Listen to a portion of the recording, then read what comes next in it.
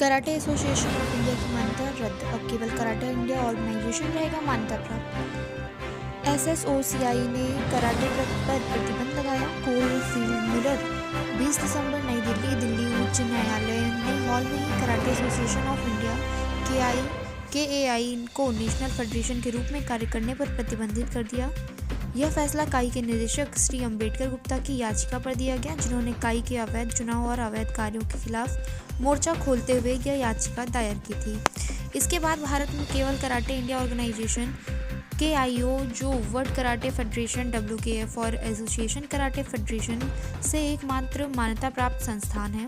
World karate federation और Asian karate federation की अधिकृत संस्था के साथ केवल कराटे इंडिया ऑर्गेनाइजेशन कियो ही भारत में कराटे की गतिविधियों को संचालित करने हेतु आधिकारिक तौर पर कार्यरत रहेगा। उच्च न्यायालय के इस निर्णय ने कराटे समुदाय में स्पष्टता लाई है, क्योंकि अब खेल गतिविधियों और प्रतियोगिताओं के संचालन के लिए केवल KIO ही जिम्मेदार होगी। यह निर्णय भारत में कराटे खेल को एक संगठित दिशा में ले जाने की उम्मीद को बढ़ाता है।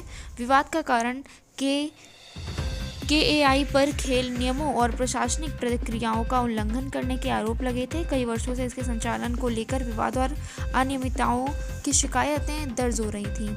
KIO की भूमिका। KIO अब वर्ल्ड कराटे फेडरेशन के दिशा निर्देशों के तहत भारत में कराटे खेल का संचालन करेगी। खिलाड़ियों और कोचों के लिए यह सुनिश्चित करेगा कि वे अंतर्राष्ट्रीय मानकों के अनुसार प्रशिक्षण और प्रतियोगिताओं में भाग ले सकें।